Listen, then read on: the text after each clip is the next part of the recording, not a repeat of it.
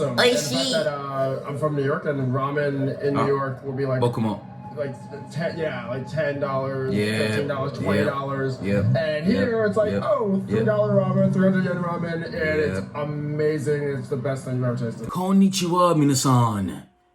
Kyo desu. So in today's video, I'm going to be reacting to things about Japanese culture that shocked foreigners. So I'm looking forward to reacting to this video. So without further ado, ikimashou. $3 ramen, 300 yen ramen, and it's amazing. It's the best thing I've ever tasted.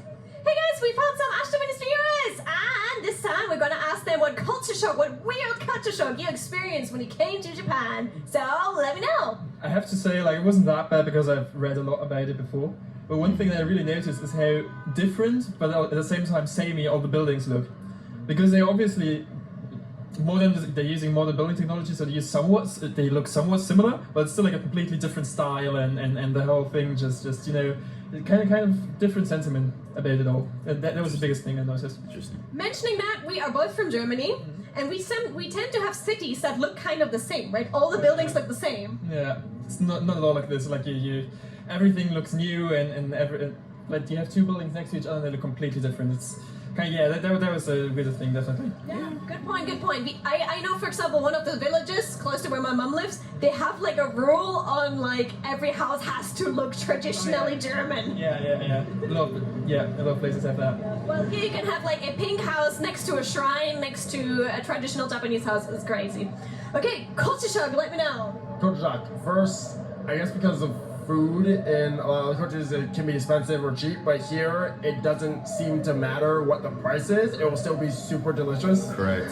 And it's awesome. And the fact that I'm from New York and ramen in New York will be like $10, $15, $20. And here it's like, $3 ramen, 300 yen ramen, and it's amazing. It's the best thing I've ever tasted. Completely. Japanese people love food a lot, so I think that's one of the reasons why it's so tasty. Why is it so tasty? Why is it so cheap? It's great. Come to Tokyo. What is your favorite ramen place? Favorite ramen place is it's actually in Ikebukuro. There is this it's like the spiciest ramen. It's like super spicy and you can barely eat it, but it's just super flavorful. Barely eat it. Wait, what's the name of the place? I don't know the name, I'm sorry. Where is it? Ikebukuro. In Ikebukuro. Yeah, there. It's like only standing. Yeah, that's it. Yep, it's only standing, and you have to stand there. You wait there for a second, in line. You sit down, you eat your ramen, and you practically die from how hot it was. Okay, the director of Ashtabani just said it's called Nakamoto. Is that right? Okay, Nakamoto in Ikebukuro, guys. Look it up.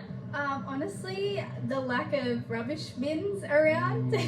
Like, I'll buy a drink and then I'm carrying it around for 3 hours because there's nowhere to put it. I carried a lot of trash in Japan as well. All day. All day. And also just how nice and welcoming everybody is just like, it's the best thing ever, and I absolutely love it. I want to stay here forever. I can see you dressed really cute right now. So dressing in this style at home and dressing in this style here in Japan, what's the difference? Well, I feel like Japanese people are so welcoming of individuality and not conforming to, you know, what everybody else is wearing. So, like, if I wore this at home, I'd get a lot of weird looks, but I don't really care. But I just feel really I think it's more because she's a just gaijin, doing that's whatever, why. wearing whatever here, so it's great. Biggest culture shock, weird culture shock. What surprised you when you came to Japan? Just how trusting and supportive and helpful everyone has been. I've gotten lost on the trains and the subways, and people have gone above and beyond to help me and be supportive and friendly and open. And shopping in certain stores, people have been overly helpful and just really, really nice, and just it's been a good experience so far. So that's a culture shock. What shocked you the most in there?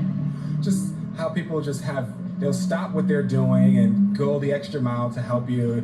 I've been going in so many different directions, and people have stopped what they're doing, going in their direction to help me and take me a long way out of their way just to be helpful and put me on the right direction. So I've always appreciated the help. And it's really nice to meet people who are willing to go that extra mile and care for someone else. So it's really nice. Final one. I'm sure many people have already said something. I hope they didn't take away what you wanted to say. Good. Culture shock. I have so many, but I'll give you two. So one is people here don't wear deodorant apparently, or they don't need it as much. We went to this 7-Eleven and it was like really hard to find. So me without deodorant for more than 2 days, you don't want to be around me. So, so I need my deodorant. And the second thing is people really are orderly and they obey the traffic laws in New York, which is where I lived for 8 years. We just walk whenever if there's no cars coming, we just go across the street. But here people obey. It doesn't matter if there's cars or not. They obey all the traffic laws and the street signs. So that's really like says us a lot about the Japanese people and how orderly they are and how much they follow the rules. True. This goes to all of you guys. What's the weirdest thing you've seen when you came to Japan? Like the thing where you go like, that is so strange. Maybe funny kind of strange. Like what the hell is going on? So I think it's weird that they're really relying on cash here as opposed to cards. I'm so used to using cards for everything. True. I don't ever carry cash at home, like ever. So when I found out like a lot of places don't accept cards, I'm like, this is weird. But not a bad thing necessarily. Yeah, I heard actually quite a lot of Americans mention that because you use cash like barely at all, right? No, we don't use cash because I mean I think it's also like a safety thing. I think people, they're scared if they carry cash they're gonna get robbed, versus here people don't think about crime like that. True. It's like an afterthought. Yeah. All the way around, right? Exactly, right. Any more weird ideas? Yeah, just first impression, everywhere I go, there's some really cool vending machines. Yeah, and you can get ramen. Always with the vending machines, of course. Everyone's impressed by that. Everything is in a vending Everything's machine. instantly accessible, and it's so it's interesting. It's an interesting way to like have service and different things. So it's kind of cool. Yeah. I think another thing that's weird for me is that like taxis are not really popular here unless like you're rich or you have like a lot of money. Like I looked up how much it would cost to take an Uber to the airport. I Uber all the time. I live in LA, so I Uber all the time. I Uber to work every day because I don't have a car yet, and then Uber to like the airport from like where we are, which is like Sengenjaya, it's like $267 or like 26,000 yen. So it's just like. Wow. That's not a thing in in the States. I think Uber isn't really established in Japan yet. They have Uber Eats, the food part, but all the taxis here are like official taxis. I know, that's so strange to me, but I mean, everybody takes a train, so. But then I was asking my friend, I'm just like, well, what do you do at 4 a.m. when the trains stop and you're out drinking and you need to get home? What do you do? I don't know. You have to take a taxi then, but they will charge more. Yeah. Oh gosh, so basically don't be stranded then. Oh, I said you go have fun and go party. It's 5 a.m. Everything closes down, the train stops, so all the places open up, the bars, the karaoke places. You can go so many places in Tokyo. They have figured that out. Definitely cheaper than taking a taxi. So. Yeah, and much funner. Good point, actually. Stay till the first train comes. The first train starts around 6, so. That's easy. Yeah, but I said, so in America, like if you need to go to the gym, and you can have you can bring a friend or have a buddy pass. Here, like they don't allow that. Like you have to be a member of a gym in order to go in, and that's like weird because like in America we share stuff like that, but. Though they're a bit more strict about it nowadays Actually, people who because come here for short periods of time have a problem finding. they're a bit more strict about it nowadays because a lot of Americans have been abusing the system. Definitely the gym that I used to work at and the gym I go to now, Anytime Fitness, which is in Japan as well.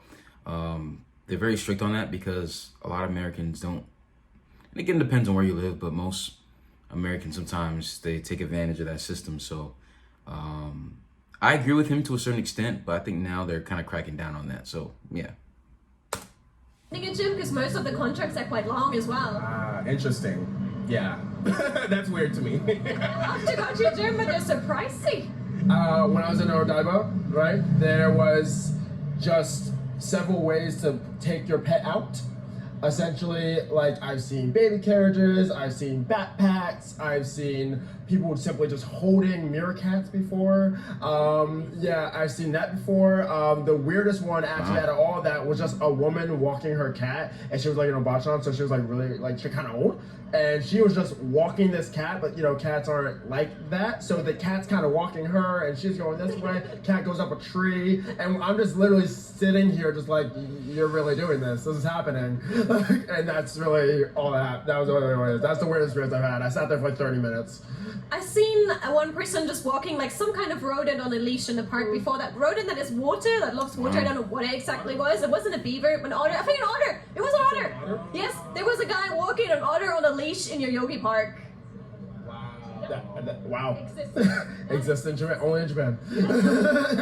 I think the weirdest thing I've seen so far was like on my first day. So I was still like gleamy, like spark in my eye, looking at everything new and amazing. And I walk towards my hostel, and then I just see on my right there's like a huge like a store with like a big window pane, and behind the window there's just a bunch of like half a dozen middle-aged women who just basically they just it's a school where you learn how to properly shave your dog to have like funny kind of fur and Like dog hairstyles? yeah, exactly. Yeah, thank you. Exactly. like a school where they teach women to style dogs.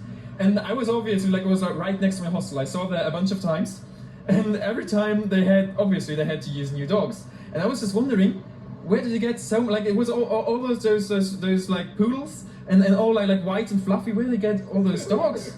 Like they have to have like 100 dogs every week or every 3 months probably. Like it's incredible. That was pretty weird, but that was also like kind of fun to always like walk by. Interesting interview.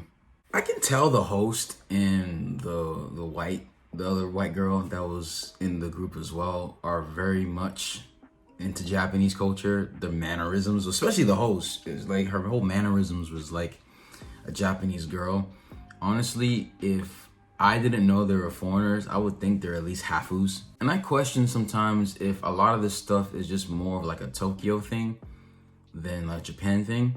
Of course, some things like the vending machines and people being kind is something that I think is universal, but I wonder if a lot of these interesting stories or experiences people have from abroad are more because they're in a major city. But let me know what you guys think in the comment section below. So if you guys enjoyed the video, please smash the like button, smash the subscribe button, also hit that bell as well to get notified whenever we post a video. Also, here's a quick clip of me failing at Cat Mario. At least have some kind of indication for... Yeah, okay.